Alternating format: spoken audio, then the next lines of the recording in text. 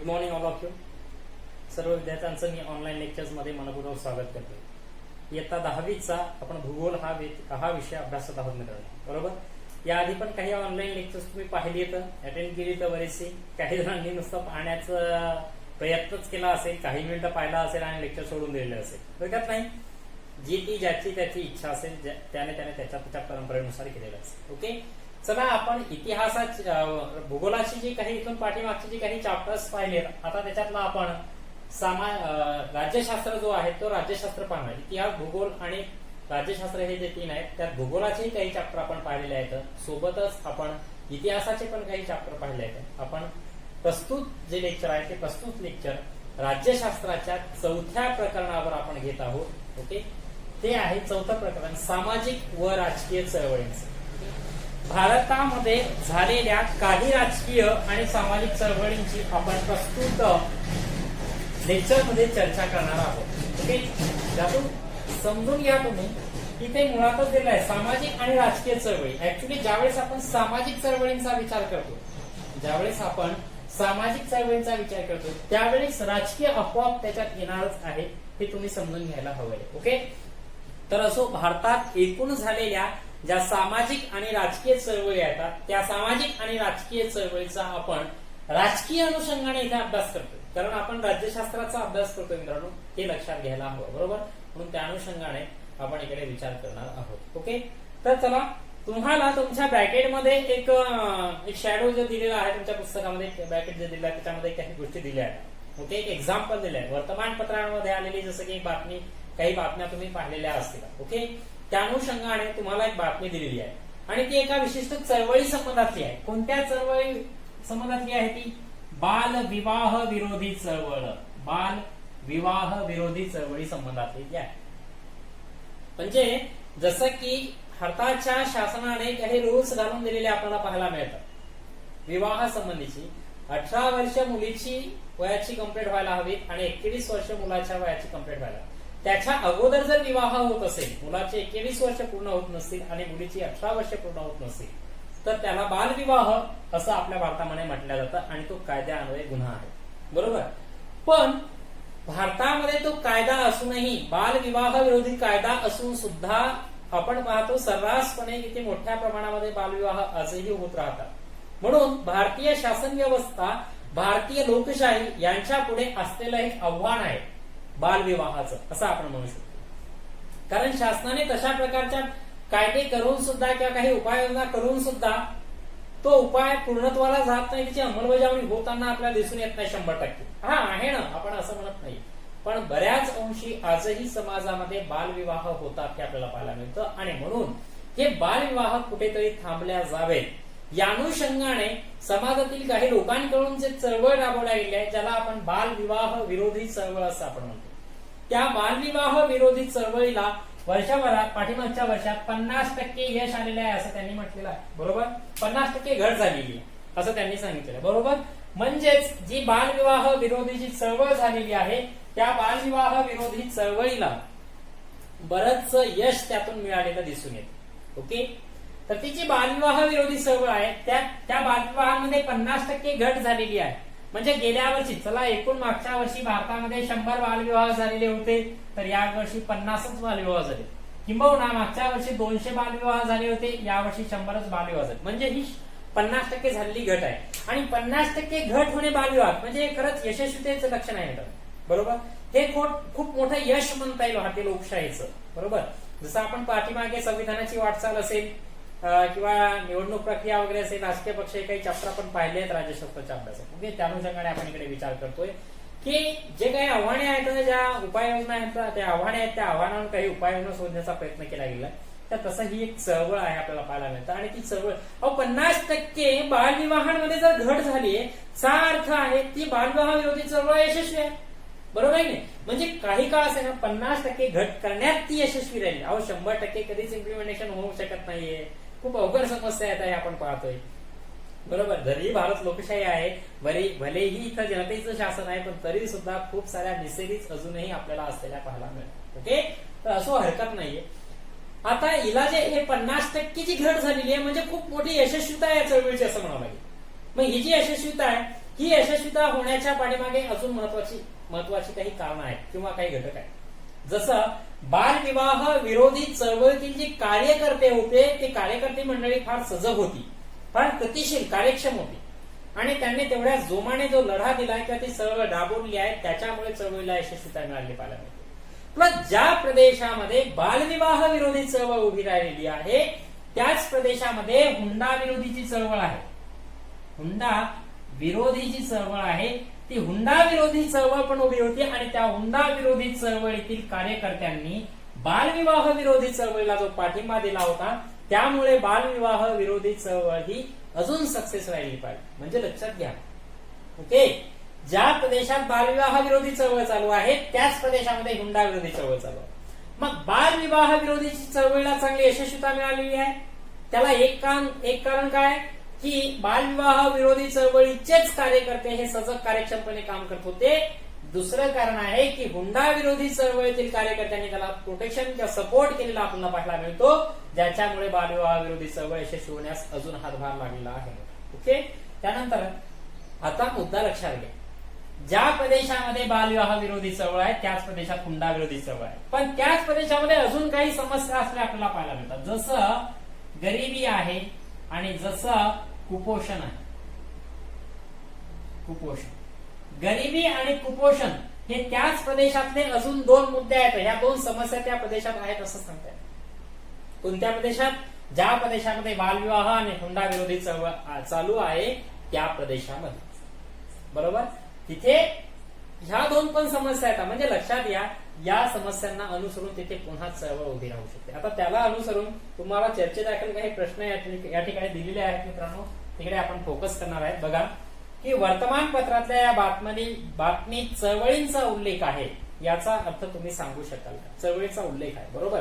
हुंडा विरोधी चळवळ, बालविवाह विरोधी चळवळ, म्हणजे जे बालविवाह होतात समाजात त्या बालविवाहांना अटकाव घालणे हा चळवळीचा अर्थ किंवा हेतू आहे. आणि इथं हुंडा विरोधी चळवळ जे आहे म्हणजे समाजामध्ये विवाहासाठी जे वर पक्षाकडून वधू पक्षाकडे जी हुंडा मागणी केल्या जाते, ज्याच्यातून हुंडा बळी असेल, त्याच्यामुळे स्त्रियांवर होणारे अन्याय असेल, अत्याचार असेल, हे सगळं थांबल्या जावं त्याच्यासाठी हुंडा विरोधी चळवळ उभी राहिलेली पाहिजे. ओके, हे सांगता येईल आपल्याला. त्यानंतर या बाबतीत सुटे सुटे असे एक विषय दिसतात, म्हणजे चळवळी एकाच विषयाशी संबंधित असतात का? नाही. लक्षात घ्या, चळवळ याच्यात सुट्टे सुट्टे अनेक विषय दिसतात. जसं की म्हणलं हुंडा आहे, बालविवाह आहे, गरिबी आहे, कुपोषण आहे, असे काही मुद्दे पाहायला मिळतात. चा अर्थ काय होतो की एकाच विषयांना अनुसरून चळवळ उभी राहू शकत नाही. विषय परत्वे चळवळी बदलत जातात, किंबहुना एखाद्याच विषयाला अनुसरून त्याच विषयाला पुढे येण्यासाठी चळवळ उभी राहू शकते. ओके, पुढे चळवळींनी परस्परांना सहकार्य केल्यास ती अधिक प्रभावी होईल असे तुम्हाला वाटते का? बरोबर, लक्षात घ्या. हो, जसं की हुंडा विरोधी चळवळीने बालविवाह विरोधी चळवळीला सपोर्ट केलाय, ज्यामुळे बालविवाह विरोधी चळवळ ही सक्सेस राहिलेली दिसून येते.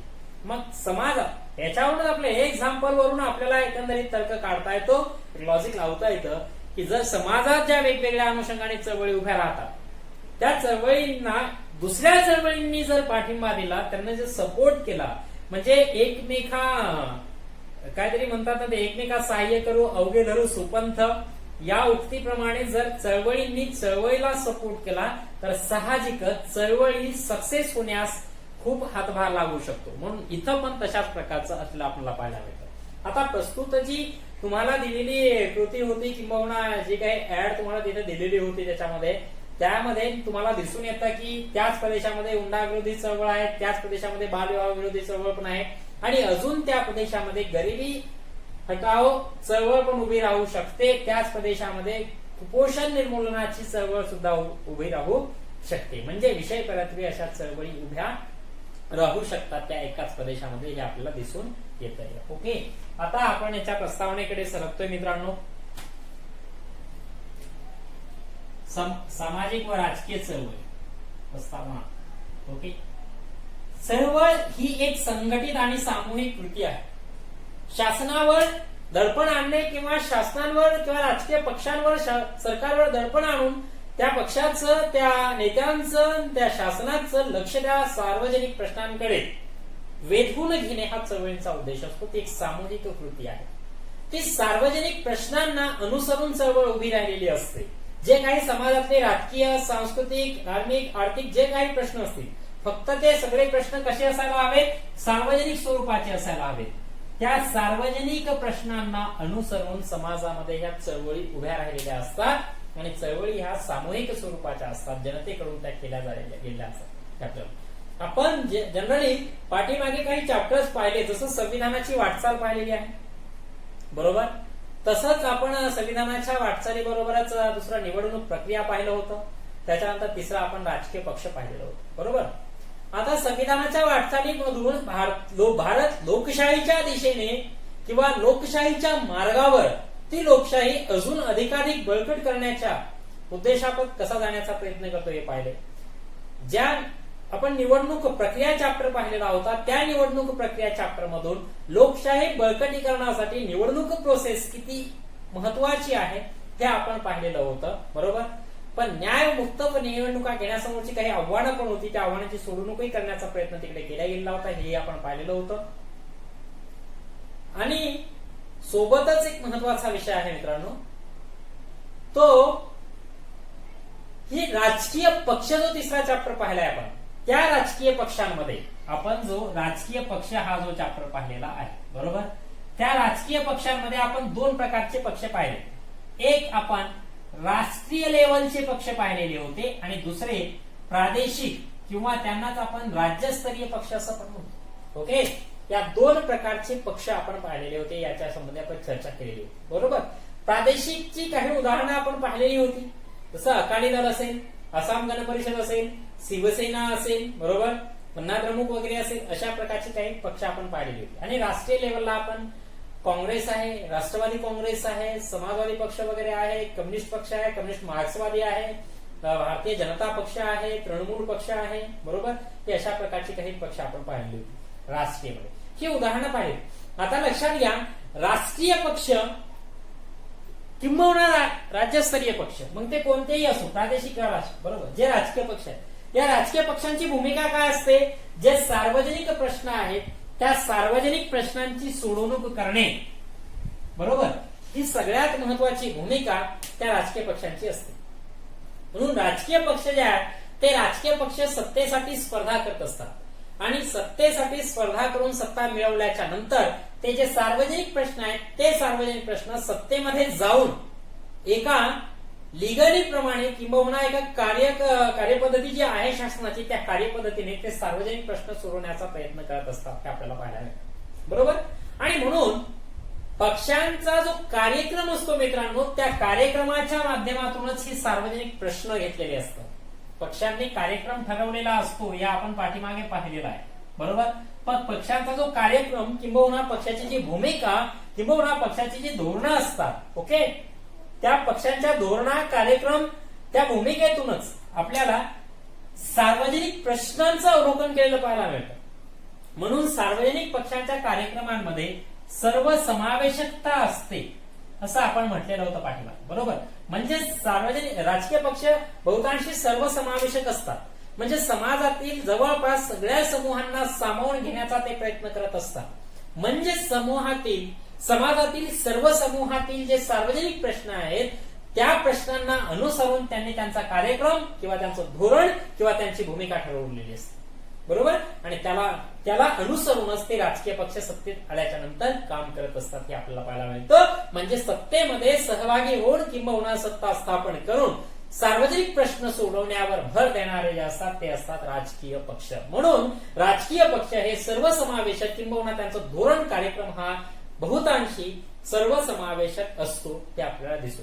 ओके, आता लक्षात घ्या मित्रांनो, जरीही सर्वसमावेशक असले किंबहुना राजकीय पक्ष सार्वजनिक प्रश्न सोडवत असले तरीही ते करत असताना त्यांना सगळेच सोडवता येत नाही. हा, करतात ते प्रयत्न करतात. अगदी समाजातला स्वच्छतेचा प्रश्न आहे, बरोबर, समाजातला स्वच्छतेचा प्रश्न आहे. अगदी त्या स्वच्छतेच्या प्रश्नापासून ते अगदी मोठमोठाली संशोधनं असतील त्या संशोधनाच्या प्रश्नापर्यंत, मुद्द्यापर्यंत, या सगळ्या गोष्टींसंबंधीचा कार्यक्रम त्या राजकीय पक्षांमार्फत किंवा शासनामार्फत ठरवलेला असतो.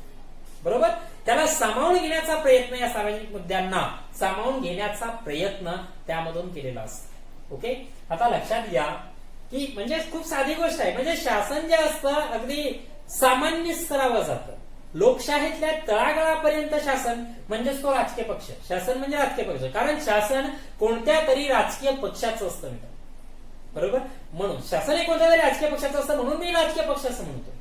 बरोबर. म्हणून तो राजकीय पक्ष असेल किंवा ते शासन असेल, समाजाच्या तळागाळापर्यंत जाण्याचा प्रयत्न. बरोबर. समाजातल्या अगदी तळागाळापर्यंत, अगदी सामान्य व्यक्तीपर्यंत, अगदी छोट्या मुद्द्यांपर्यंत जाण्याचा प्रयत्न प्रत्येक शासन करत असतं.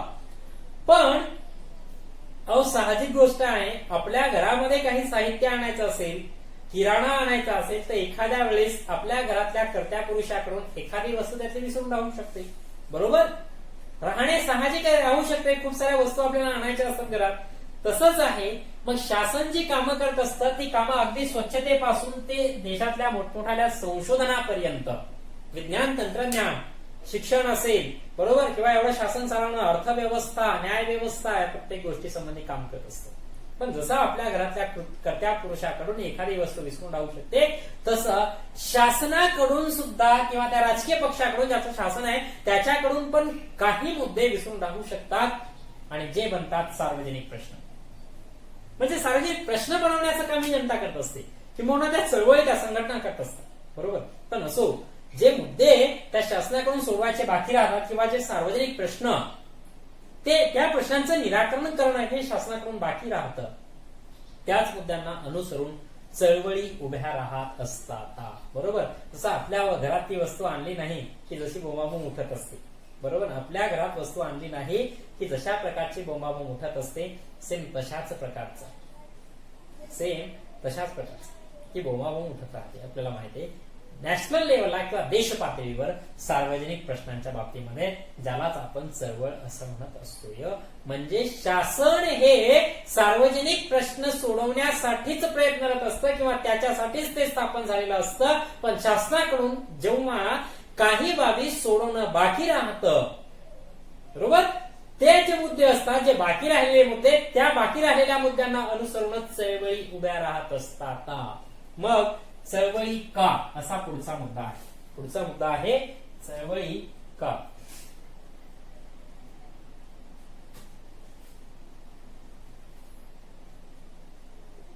चळवळीच नेमक्या का उभ्या करायच्या हे महत्वाचं. आता तुम्हाला मी जस्ट म्हटलेलं होतं की प्रत्येक राजकीय पक्ष जवळपास सगळे सार्वजनिक प्रश्न सोडवण्याचा प्रयत्न करतो, आणि म्हणूनच त्यांचा कार्यक्रम ठरवत असताना त्या कार्यक्रमामध्ये तो सर्वसमावेशकता आणत असतो. मग अगदी गरीब असेल, श्रीमंत असेल, उद्योजक असेल, कामगार असेल, नोकरदार असेल, महिला असेल, अल्पसंख्याक असेल, मागासवर्गीय असेल, बरोबर, विद्यार्थी असेल, वेगवेगळ्या समाजातला जो प्रत्येक समूह, प्रत्येक घटक आहे त्या घटकांना अनुसरून तो धोरण ठरवत असतो, ते कार्यक्रम ठरवण्यात असतात, म्हणून सर्वसमावेशकता असते असं. पण आताच मी म्हटलं तुम्हाला काही मुद्दे सोडवणं बाकी राहतं किंवा पुढे सोडवायचे असतात त्या शासनाला. ओके. त्याच्या धोरणात ती असतात, हेतू असतो, पुढे हळूहळू सोडवायचे असतात, पण ते राहून जातात. ओके. राहतात, काही वेळ लागत असतो. एकाच दिवशी सगळं शक्य नसतं शासनाला एवढा देश सांभाळायचा. बरोबर. त्या मुद्द्यांना अनुसरून चळवळी उभ्या राहत असतात. मी म्हटलं मग चळवळी का होता, तर मी जस्ट तुम्हाला म्हटलं ते सार्वजनिक प्रश्न सोडवण्यासाठी हे राजकीय पक्ष स्थापन होतात, सत्तेसाठी प्रयत्न करतात, निवडणुका लढवतात, निवडणुकीची स्पर्धा करतात, आणि त्यातून निवडून येऊन सत्ता स्थापन झाल्याच्या नंतर ते सार्वजनिक प्रश्न जे कार्यक्रमातून मांडलेले होते ते प्रश्न सोडवण्याचा ते प्रयत्न करत असतात. बरोबर. पण जनरली समाजातील प्रत्येक व्यक्तीला, प्रत्येक समूहाला, अगदी सामान्य व्यक्तीला त्या राजकीय पक्षामार्फत त्याच्या सत्तेमध्ये सहभागी होता येत नाहीये. बरोबर. निवडून येता येत नाही आणि सत्तेमध्ये सहभागी होता येत नाही. बरोबर. मग त्याला शासनामध्ये निवडून जाता येत नाहीये. अशा प्रकारच्या लोकांना पण काही सार्वजनिक प्रश्न दिसतात, काही सामाजिक प्रश्न दिसतात, ते त्यांना सोडवावेसे वाटत असतात. बरोबर. मग त्यांना राजकीय पक्षामधून त्यांना संधी मिळाली नसते, किंबहुना सत्तेत कोणत्याही अनुषंगाने असो, मार्ग कुठलाही असो, कोणत्याही एका विशिष्ट मार्गाने का असेना, पण सत्तेमध्ये सहभागी होऊन सार्वजनिक प्रश्न सोडवण्याची संधी ज्या लोकांना समाजातल्या मिळाले नसते, मग ते लोक काय करतात, समाजात शासनाकडून सोडवण्याचे बाकी राहिलेले जे मुद्दे असतात त्या मुद्द्यांना उचलून धरतात. त्या मुद्द्यांच्या भोवती एक जनमत तयार करतात, जनतेचा पाठिंबा मिळवतात, एक मोठा समूह तयार होत असतो आणि त्या समूहामार्फत त्या शासनावर किंबहुना त्या एखाद्या शासन संस्थेवर, त्या राजकीय पक्षावर, त्या राजकीय नेतृत्वावर दडपण आणण्याचा प्रयत्न करत असतात आणि ते कृतीयुक्त दडपण असतं. आणि त्याच्यासाठी मग मोर्चे, आंदोलनं, मागण्या, टाळेबंदी, संप अशा प्रकारची ही सामूहिक कृती त्या व्यक्तींकडून होत असते, हे आपल्याला पाहायला मिळतं, ज्याला आपण चळवळ असं म्हणतो. म्हणून सार्वजनिक प्रश्न जे आहेत किंवा सार्वजनिक समस्या, सामाजिक समस्या सोडवण्यासाठी सामूहिक रीतीने केला गेलेला जो कृतीशील कार्यक्रम आहे त्याला आपण चळवळ असं म्हणू शकतो मित्रांनो. ओके, मग लोकशाहीमध्ये चळवळ होऊ शकतात हे पण तेवढंच महत्वाचं. ह्या ज्या चळवळी आहेत मित्रांनो, ह्या चळवळी करण्याची संधी पण लोकशाही शासन व्यवस्थेमध्येच असते, हे पण समजून घ्यायला हवं. तुम्ही जर लोकशाही शासन पद्धतीमध्ये असता किंवा असाल आणि तिथे चळवळ करण्याचा प्रयत्न करत असाल तर ती तुमची चळवळ दडपून टाकल्या जात होती. हुकुमशाहीत जर एखाद्याने आवाज उंच करण्याचा प्रयत्न केला तरी मारल्या जाऊ शकत होतं, बरोबर नाही. तिथे काय राजा बोले आणि दल झाले अशी गोष्ट होती, बरोबर.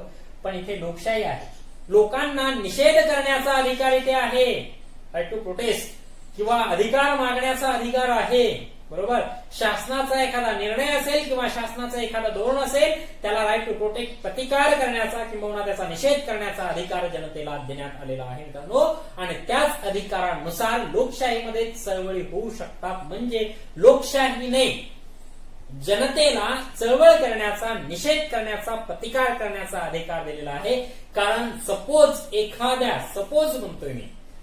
एखाद्या शासनाने जर काही चुकीची धोरणं राबवलेली असतील किंबहुना काही निर्णय असे घेतले असतील की ज्याच्यामुळे समाजातील अमुक एखाद्या समूहावर काहीतरी त्याचा विपरीत परिणाम होणार आहे, जर मित्रांनो अशी परिस्थिती होत असेल, बरोबर, तर साहजिकच जर अशी परिस्थिती निर्माण होत असेल तर साहजिकच तिथे जनतेला निषेध करता येतो. कारण लोकशाहीने जनतेला मानवी हक्क प्रदान केलेले आहेत आणि जे मानवी हक्क मिळत नसतील तर तिथे लोकशाही आहे असं आपण म्हणू शकत नाही. त्याच मानवी हक्काचं अवलोकन इकडे मानवी हक्कांमध्ये, मूलभूत अधिकारांमध्ये सुद्धा संविधानाच्या केलेला आपल्याला पाहायला, बरोबर. म्हणून त्या मानवी हक्कांच्या जोपासनेच्या उद्दिष्टाप्रती किंवा त्या उद्दिष्टाप्रत जाण्यासाठी आपल्याला प्रतिकार करण्याचा, शासनाचा निर्णयाचा निषेध किंवा प्रतिकार करण्याचा अधिकार संविधानाकडून देण्यात आलेला आहे आपल्याला पाहायला मिळतं. आणि म्हणून आणि दुसरी गोष्ट आहे की लोकशाही टिकून पण राहू शकते. म्हणून ती लोकशाही चळवळ करण्याची संधी तर आहेच, पण लोकशाही टिकून राहण्यासाठी पण चळवळी अपेक्षित आहे. कारण समूहातील सगळ्या समाजातील जे वेगवेगळे समूह आहेत, प्रत्येक समूहाच्या मागण्या वेगवेगळ्या, व्यक्ती तितक्या प्रवृत्ती, बरोबर. म्हणजे व्यक्ती तितक्या मागण्या होणार. अशातला भाग होऊ शकत नाही की बाबा तुमच्या स्वार्थासाठी तुम्हाला काहीतरी मागणी करायची आहे आणि उगाच तुम्ही त्याच्यासाठी शासनावर दबाव आणताय, बरोबर. शासनावर त्याच्यासाठी दबाव आणताय. तिथे त्या निर्णयाचा निषेध करण्याचा अधिकार किंवा प्रतिकार करण्याचा अधिकार नाही. तुम्हाला आहे निर्णय किंवा त्या निर्णयाचा किंवा धोरणाचा प्रतिकार निषेध करण्याचा अधिकार आहे, पण जबाबदारपणे, हे पण तेवढंच महत्वाचं आहे. म्हणजे तुम्ही जबाबदार नागरिक आहात देशाचे या अनुषंगाने, हे पण तेवढंच महत्वाचं. नाहीतर उगाच शासनाने एखादा निर्णय घेतला, केला त्याचा प्रतिकार केला, त्याचा निषेध, असं होणार नाही. जर तो निर्णय किंवा ते धोरण शासनाचं चुकत असेल कुठेतरी किंवा ज्याच्यामुळे समाजातील अमुक एखाद्या समूहाचं मानवी हक्कांचं उल्लंघन होत असेल किंवा मूलभूत अधिकारांचं उल्लंघन होत असेल तरच तुम्ही निषेध करू शकता. मग भलेही तुम्ही त्या समूहाचे असोत किंवा त्या समूहाचे नसोत, बरोबर. पण तिथं तुमचा वैयक्तिक लेवलचा जास्त विचार केला जात नाही. कारण साहजिकच असतं, ज्या वेळेस जात्यामध्ये गहू भरडत असतो, काही किडे जर हुकून चुकून गहू निवडताना त्यात गेले असतील तर ते रगडल्या जाणार आहेत, बरोबर नाही. त्यात काहीही पर्याय नसतो, बरोबर. पण जनरली म्हणून तो जबाबदारपणे वापरावा लागत असतो. म्हणून लोकशाहीमध्ये लोकशाही चळवळी करण्याचा अधिकार पण आहे मित्रांनो. आणि लोकशाही व्यापक बनवतात कोण? चळवळी या लोकशाहीला व्यापक बनवत असतात. कारण प्रत्येक समूहाचं म्हणणं काय आहे, त्यांच्या समस्या काय आहेत, मागण्या काय आहेत, ह्या शासनाला कळू शकतात ना चळवळीच्या माध्यमातून. म्हणून चळवळ महत्वाची आहे. दुसरी गोष्ट, चळवळीच्या ज्या संघटना असतात मित्रांनो, त्या संघटनेकडून कळू शकतं चळवळीच्या मागण्या काय आहेत, आणि त्या मागण्यांना अनुसरून शासन जे धोरण ठरवणार असतं, बरोबर. मग शासनाला जे धोरण ठरवायचंय त्या मागण्यांना अनुसरून मग ते धोरण कसं ठरावं याच्यासाठी जी माहिती मिळत असते, बरोबर, ती माहिती त्या चळवळीकडूनच मिळत असते मित्रांनो. किंवा त्या चळवळीच्या ज्या संघटना असतात त्या संघटनांकडून, त्या चळवळीकडून, त्या संघटनांच्या, त्या चळवळींच्या नेत्याकडून, नेतृत्वाकडून ती माहिती मिळत असते. म्हणून चळवळी महत्वाच्या आहे. कारण जो शासनाला जे धोरण किंबहुना जे शासनाला निर्णय करायचा असतो तो निर्णय तेव्हाच घेता येईल किंवा ते धोरण त्याच मुद्द्याला अनुसरून ठरवता येईल जर त्या मुद्द्यांची तुम्हाला माहिती असेल. एखादा एक समूह आहे, त्या शासनाला त्या समूहाशी संबंधित एखादा धोरण ठरवायचंय, एखादा निर्णय घ्यायचाय. कसा घेणार आहे? चळवळ झाली तरच घेऊ शकेल ना. कसं काय? कारण त्या चळवळीकडून किंवा त्या चळवळीच्या संघटनेकडून, त्या नेत्याकडून, नेतृत्वाकडून मागण्या येणार आहेत ना शासनापुढे की आम्हाला हे पाहिजे. म्हणून त्या मागण्यांना किंवा त्या माहितीला अनुसरून निर्णय घेतल्या जात असतात, म्हणजे धोरण ठरवल्या जात असतं त्या एक्स समूहाशी संबंधित, बरोबर. म्हणून त्या चळवळीकडून, त्या संघटनेकडून, त्या नेत्याकडून, त्या नेतृत्वाकडून आपल्याला चळवळीविषयीची माहिती मिळत असते, काही मागण्या मिळत असतात, त्या माहित होत असतात, ज्याच्या आधारे लोकशाही मार्फत त्या शासनाला तशा प्रकारचा निर्णय घेण्याची संधी मिळते किंवा निर्णय कसा घ्यावा, धोरण कसं ठरवावं याचं नियोजन त्याला करता येत असतं. ओके. म्हणून चळवळी ह्या महत्वाच्या असतात. ओके. आता पुढे सरकूया. ह्या चळवळी आहेत चळवळीसाठी आता इकडे खाली तुम्हाला प्रश्न दिलेला आहे, एक सांगा पाहू दिलंय. विस्थापितांचे पुनर्वसन योग्य प्रकारे व्हावं, त्यांच्या उपजीविकेचे साधन सुरक्षित राहावे म्हणून आपल्या देशातील सक्रिय चळवळी कोणत्या असा त्यांनी प्रश्न केला. खरं तर खूप साऱ्या आहेत मित्रांनो. कारण आपल्याला माहित आहे आपल्या देशामध्ये खूप सारी धरणं बांधल्या गेली, बरोबर. आणि तशा प्रकारचे जे काही धरणं असेल, डॅम असेल, जसे प्रकल्प उभे राहिलेले आहेत, मग त्या प्रदेशात राहणारे जे निवासी लोक होते किंवा तिथले जे रहिवासी होते त्या लोकांना कुठेतरी स्थलांतरित करणं गरजेचं होतं. त्या स्थलांतरित लोकांना जिथे आपण विस्थापित लोक असं म्हणतो. तर अशा प्रकारच्या लोकांसाठी त्या प्रकल्पातील किंबहुना त्या धरणातील किंबहुना अशा अनेक ठिकाणच्या कोणत्या असो की तिथलच्या लोकांना दुसरीकडे स्थलांतरित म्हणजेच विस्थापित व्हावं लागलेलं आहे.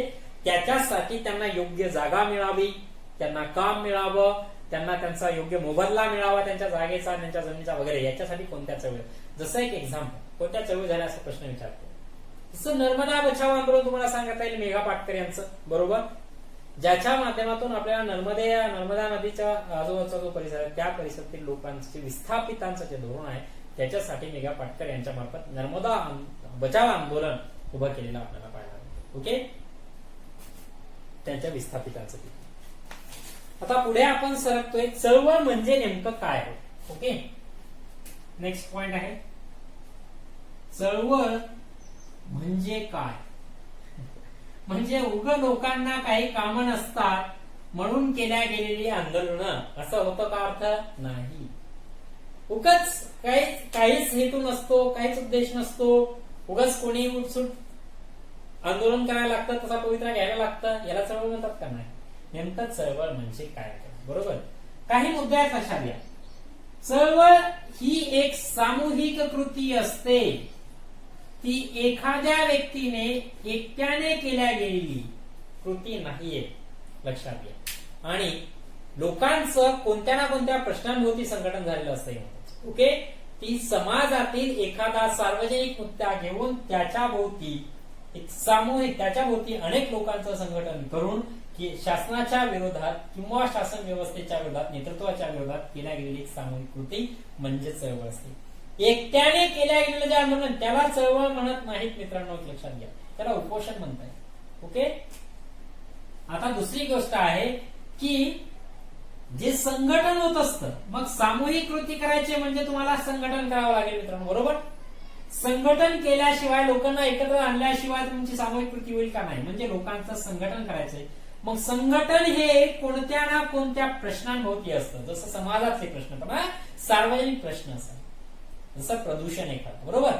त्याच्या भोवती, त्या प्रश्नांच्या भोवती लोकांचं संघटन तयार झालेलं असतं. दुसरी गोष्ट, ते जे प्रश्न असतात, बरोबर, किंबहुना ज्या चळवळी असतात त्या चळवळीचे काही हेतू असतात, उद्देश असतात, बरोबर. ज्या प्रश्नांच्या भोवती जनतेचं संघटन झालेलं असतं ते सगळे प्रश्न सार्वजनिक असतात, हे लक्षात घ्यायला, बरोबर. आणि हेतू असतात की त्या सार्वजनिक प्रश्नांची सोडवणूक करणे. सपोज भ्रष्टाचार असेल किंवा प्रदूषण वगैरे असेल किंवा हुंडाबळी असेल, बरोबर, ह्या अशा प्रकारच्या गोष्टी असतात. या मुद्द्यांना अनुसरून जी चळवळ उभी, म्हणजे सामाजिक मुद्द्यांना अनुसरून चळवळ उभी राहिली असते, तशा प्रकारचे ते सामाजिक मुद्दे सोडवणं हा चळवळीचा, या सामूहिक कृतीचा किंवा त्या चळवळीचा, संघटनेचा उद्देश किंवा त्याचा हेतू असतो. म्हणून ज्या सार्वजनिक प्रश्नांच्या भोवती चळवळ उभी राहिलेली असते त्या सार्वजनिक प्रश्नांची सोडवणूक करणे हा एक चळवळीचा हेतू असतो, आपल्याला सांगतात. जी चळवळ असते मित्रांनो, त्या चळवळीला नेतृत्व, खंबीर नेतृत्व असणं खूप गरजेचं आहे. जर चळवळीला खंबीर नेतृत्व मिळत नसेल तर ती चळवळ अपेक्षित अशी यशस्वी होऊ शकणार नाही. म्हणून अपेक्षित यशस्वी होणं गरजेचं आहे. त्याच्यासाठी खंबीर नेतृत्व पाहिजे. कारण ज्या वेळेस, साधी गोष्ट आहे, युद्ध करायचं असेल तर सेनापती लागतो ना, बरोबर.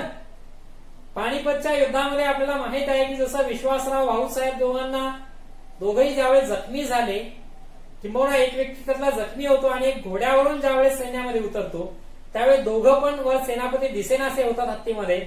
म्हणून जे सैन्य आहे ते सैन्य शहरावर पळायला लागतात, त्यांना दिसते की आपला सेनापतीच वर नाही. पण तसं आहे, म्हणजे बऱ्याचशा युद्धामध्ये म्हणजे सेनापती खूप महत्वाचा असतो, म्हणजे नेता खूप महत्वाचा आहे. तुम्हाला एखादी गोष्ट करायची ना एखादी सामूहिक रीतीने, तर त्याला लीडर पाहिजे ना, लीडर, नेता पाहिजे, नेतृत्व पाहिजे, आणि ते नेतृत्व खंबीर असायला हवं. नाहीतर मग संकटाची परिस्थिती आणि नेता गेला पळून, असं होता का म्हणे, बरोबर. हे खंबीर नेतृत्व जर चळवळीला असेल मित्रांनो, बरोबर, जर खंबीर नेतृत्व असेल तर साहजिकच ती चळवळ यशस्वी होण्यास मदत होऊ शकते आणि ती चळवळ नियोजनबद्ध चालू शकते. चळवळीचा दस्तावेज होऊ शकतो तयार, चळवळीचा कार्यक्रम ठरवू शकतो, बरोबर, चळवळीचे उद्दिष्टे ठरवू शकत असतात आणि एका, बरोबर, व्यवस्थित नियमानुसार चळवळ पुढे चालू शकते आणि दीर्घकाळ ती टिकून राहू शकते, बरोबर. म्हणून खंबीर नेतृत्व खूप गरजेचं असतं. चळवळींना संघटना खूप आवश्यक असतात, किंबहुना संघटना असतात चळवळीच्या. जर संघटना नसेल तर लोक एका दिवशी जमा होतील आणि एकदा का पांगरले की पुन्हा काही तयार होणार नाहीत लोक एकत्र घ्या. कारण चळवळी सामूहिक कृती आहे, म्हणून लोकांचं संघटन खूप गरजेचं आहे. आणि लोकांचं जर संघटन पाहिजे असेल तर तशा संघटना स्थापन होणं खूप गरजेचं आहे. कारण लोकांना एखादं व्यासपीठ लागतं, एखादं विचारपीठ लागतं, एखादं केंद्रस्थान लागतं की ज्याच्या भोवती लोक जमा होत असतात. जसं शेतकरी संघटना एक उदाहरण आहे आपल्याला सांगते, बरोबर. शेतकरी संघटना ही आहे म्हणूनच शेतकरी चळवळ स्वातंत्र्यपूर्व कालखंडापासून आजपर्यंत सजगपणे काम करत आलेली आपल्याला पाहायला मिळते. जर संघटना नसतील तर काही दिवस चळवळी होतील आणि त्याच्यानंतर त्या संपूर्णही कधी संपून जातील हे सांगता येणार नाहीये. म्हणून चळवळींच्या संघटना असणं खूप गरजेचं आहे मित्रांनो. ओके. आणि जनतेचा पाठिंबा असणं खूप गरजेचं आहे चळवळी. आता जर चळवळी राबवायच्या असतील, खूप सिंपल गोष्ट आहे, जर चळवळी राबवायच्या असतील तर ती सामूहिक कृती असते. चळवळ तर मुळातच सामूहिक कृती आहे. ती राबवायची असेल तर संघटना असणं, नेतृत्व असणं, सार्वजनिक प्रश्नांभोवती संघटन, त्याचा हेतू असणं खूप गरजेचं आहे. जर संघटन तयार करायचंय म्हणजे जनतेचा पाठिंबा मिळवायचा आहे तर प्रश्न हे सार्वजनिक असायला हवे. समाजातल्या प्रत्येक व्यक्तीला वाटायला पाहिजे, म्हणजे सर्वसमावेशक पण असायला पाहिजे सार्वजनिक म्हणून. प्रत्येक व्यक्तीला असं वाटायला पाहिजे समाजातल्या की बाबा हा प्रश्न माझा सुद्धा आहे, मला सुद्धा याच्यामध्ये सहभागी व्हावं लागणार आहे, कारण मला अनुसरून काहीतरी संबंध तिथे येतोय, माझ्याही हक्कांचं कुठेतरी उल्लंघन होतंय किंवा माझाही फायदा त्या सामूहिक कृतीतून काहीतरी असणार आहे. म्हणजे समाजातल्या प्रत्येक घटकाला असं वाटलं पाहिजे की प्रश्न माझा सुद्धा आहे. म्हणजे सार्वजनिक प्रश्न जे आहेत त्या प्रश्नांना अनुसरून त्याचा प्रचार प्रसार समाजात करावा लागतो, सांगावा लागतो समाजाच्या कसा उपयुक्ततेचा आहे, आणि तेव्हा जनतेचा पाठिंबा होऊ शकतो, मिळू शकतो. आणि जनतेचा पाठिंबा मिळाला तरच सामूहिक कृती होऊ शकते, सामूहिक रीतीने ती चळवळ राबवल्या जाऊ शकते. बरोबर. म्हणून चळवळ ही एक सामूहिक कृती आहे मित्रांनो, आणि सामूहिक रीतीने जर कृती केली तर जनतेचा पाठिंबा मिळू शकतो, आणि जितका जनतेचा पाठिंबा जास्त मिळेल तितकी चळवळ यशस्वी होऊ शकते. म्हणून चळवळीच्या यशस्वीतेसाठी जनतेचा पाठिंबा असणं खूप गरजेचं आहे, सोबतच त्या चळवळीच्या संघटना असणं गरजेचं आहे, सोबतच चळवळीला एक खंबीर नेतृत्व असणं गरजेचं आहे, सोबतच त्या चळवळीचे काही सार्वजनिक हेतू असणं गरजेचं आहे. बरोबर. ती संघटन सार्वजनिक प्रश्नांच्या भोवती झालं पाहिजे, ती एक सामूहिक कृती असते. हे जे मुद्दे आहेत मित्रांनो 6, हे मुद्दे लक्षात ठेवले. एवढे शॉर्ट शब्द की चळवळ म्हणजे काय याच्यावर तुम्हाला आरामात 2 मार्कांचा प्रश्न लिहिता येतो, आणि 2 मार्कांपेक्षा मोठा प्रश्न तुम्हाला 10वीच्या राज्यशास्त्राच्या प्रश्नपत्रिकेमध्ये येणार नाही. आपण पुढे सरकतोय आता. इकडे तुम्हाला काही चर्चा करासाठी वगैरे दिलंय, पण इकडे शोधा पाहू दिले. त्याच्यावर एक मी सांगतो तुम्हाला की भारतातल्या कोणत्या चळवळींमुळे न्यायालयामध्ये जनहितार्थ याचिका दाखल करण्यात आली आहे. तर खरंच खूप साऱ्या चळवळी आहेत की ज्याच्यामुळे न्यायालयामध्ये जनहित याचिका दाखल करण्यात आल्या आहे. त्याला काही म्हणजे असं स्पेसिफिक सांगायची गरज नाही, खूप सारी उदाहरणं त्याच्यासाठी तुम्हाला सांगता येतील. ओके. त्याच्याशिवाय खाली महात्मा फुले, महात्मा गांधी, संत गाडगेबाबा, डॉक्टर बाबासाहेब आंबेडकर यांनी कोणत्या चळवळी उभ्या केल्या. जसं तुम्हाला सांगता येईल महात्मा फुल्यांनी सत्यशोधक चळवळ उभी केलेली होती. बरोबर. महात्मा गांधींनी आपल्याला स्वातंत्र्याची चळवळ, जसं की त्यात असहकार चळवळ सांगता येईल, सविनय कायदेभंग चळवळ सांगता येईल, छोडो भारत चळवळ सांगता येईल, आडोली सत्याग्रह असेल, चंपारण्य सत्याग्रह असेल, खेडा सत्याग्रह असेल. बरोबर. अशा प्रकारच्या अनेक चळवळी सांगता येतील महात्मा गांधींच्या. संत गाडगेबाबांची चळवळ जी आहे त्या संत गाडगेबाबांच्या चळवळीमध्ये विशेषपणे आपल्याला स्वच्छतेची चळवळ जी राबवली आहे त्यांनी ती सांगता येईल, किंवा समाज प्रबोधनाची चळवळ, तिचं एक्झाम्पल आपल्याला एखादं सांगता येईल. आणि त्याच्याशिवाय बाबासाहेब आंबेडकरांच्या बाबतीमध्ये आपल्याला सांगता येईल की समाजातील जो शोषित समूह आहे, समाजातील जो मागासवर्गीय समूह आहे किंवा गरीब समूह आहे, अशा प्रकारच्या समूहासाठी जसं स्वतंत्र मजूर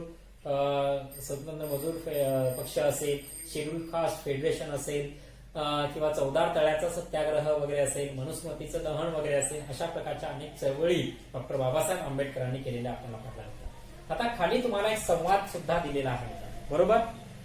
तर तो संवाद आपल्याला दिलाय. ते काही मुलं आणि काही मुली एकत्रित आलेल्या आपल्याला पाहायला मिळतात, आणि त्यांनी एकत्रित येऊन काही चर्चा केलेली पाहायला मिळते. या चळवळींच्या बाबतीमध्ये, सामाजिक आणि राजकीय चळवळीच्या बाबतीमध्ये काही चर्चा केलेली आपल्याला दिसते. जी चर्चा कशाला अनुसरून आहे, या चळवळींना अनुसरून आहे.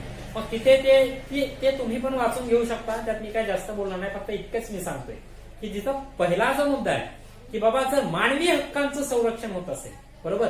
आता मानवी हक्क हा जो मुद्दा आहे हा आंतरराष्ट्रीय लेवलला जाणारा मुद्दा आहे. बरोबर. अगदी युनोनं सुद्धा, किंवा आज आपण त्याला UN असं म्हणतोय, त्या युनोनं, त्या UN सुद्धा त्याच्याशी संबंधित खूप मोठे कार्य केलेले किंवा भूमिका पार पाडलेली आपल्याला पाहायला मिळते. बरोबर. मानवी हक्कांशी संबंधित. बरोबर. म्हणून आंतरराष्ट्रीय लेवललाही मानवी हक्कांचे कायदे आहेत. भारताच्या संविधानामध्ये मूलभूत अधिकार त्याचा समावेश केलाय. म्हणून त्या पहिल्या मुलीचं म्हणणं आहे की जर मूलभूत अधिकारांचं किंवा मानवी हक्कांचं जर संरक्षण होत असेल तर पुढचा कोणताही मुद्दा आपोआप उभा राहणार नाही, आणि कोणतीच चळवळ लोकशाही शासन व्यवस्थेमध्ये करण्याची गरज पडणार नाही. खरंच मानवी हक्कांचं उल्लंघन जर होत नसेल तर साहजिक असं नाही, कोणताही व्यक्ती त्या ठिकाणी दुखावल्या जाणार नाही, आणि कोणताच व्यक्ती जर दुखावल्या जाणार नसेल तर अमुक एखाद्या विषयाला अनुसरून चळवळ उभी करण्याची गरज भासणार नाही. म्हणून जी चळवळ असते ती चळवळ कोणत्या तरी विषयाला अनुसरून असते, हे मुद्दा लक्षात घ्यायला हवा. आणि मग जर मानवी हक्कांचं उल्लंघन होतच नसेल तर विषयच उभा राहणार नाही, आणि विषय उभा राहत नसेल तर चळवळी व्हायची गरज पडणार नाही. ओके, तर अशा प्रकारे आपल्याला हा काही मुद्दे सांगता येतील.